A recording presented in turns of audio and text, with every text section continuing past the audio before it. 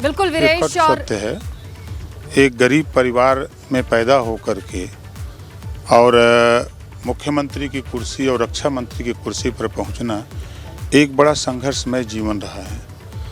माननीय मुलायम सिंह यादव जी सबको साथ लेकर के चले और मुख्यमंत्री कुर्सी पर जब वो बैठे तो पहला उन्होंने फैसला लिया कि सरकारी कामकाज अब अंग्रेजी में नहीं बल्कि हिंदी में होगा। दूसरा उन्होंने बड़ा फैसला लिया कि जब रक्षा मंत्री हुए तो जो जवान शहीद होते थे उनको सम्मान के साथ उनके घर और सम्मान के साथ अंत्येष्टि का फैसला। और वो हमेशा सबको यही सलाह देते रहे कि गरीबों की सेवा करो, गरीबों के बीच में रहो, जनता के बीच में रहो, तभी आप आगे बढ़ सकते हो। उनका सबसे बड़ा उपदेश यही हम लोगों को जब भी मिले तब भी वो यही उपदेश देते रहे। हम आपके माध्यम से हम ईश्वर से प्रार्थना करेंगे कि उनकी आत्मा को शांति दें और परिवार को ये दुख सहने की क्षमता दें।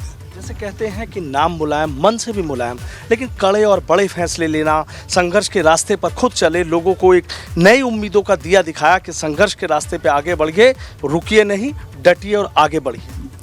कि उनसे सीख और उन्होंने जो सुझाव दिया कि खुद बताते थे कि मैं देखो संघर्ष करके यहाँ तक आया हूँ, तो संघर्ष ही जीवन है।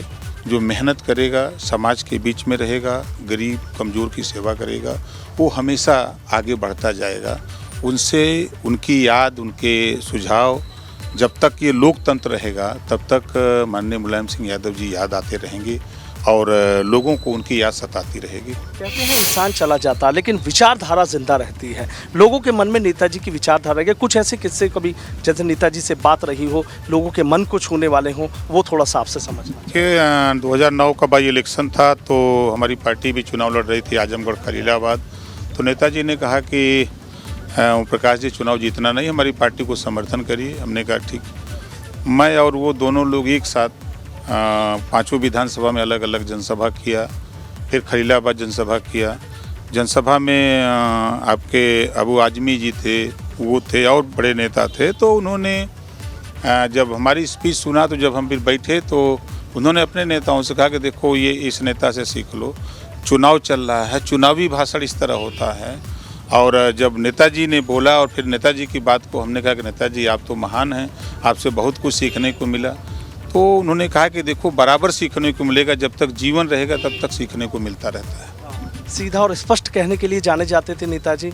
आपको लग रहा है कि एक दौर जो नेताजी ने देखा, आपने देखा कि 8 बार विधायक रहना, 7 बार सांसद रहना, 3 बार उत्तर प्रदेश जैसे सूबे का मुख्यमंत्री रहना और रक्षा मंत्री रहना, MLC रहना, आपको लगता है बिरले जैसे लोग? बहुत कम लोग ऐसे धरती पर पैदा होंगे।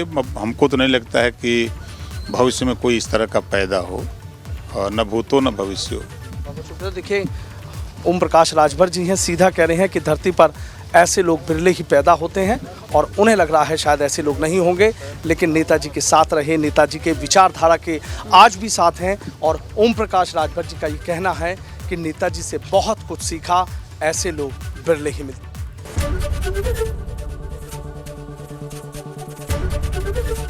ABP गंगा, खबर आपकी, जुबान आपकी।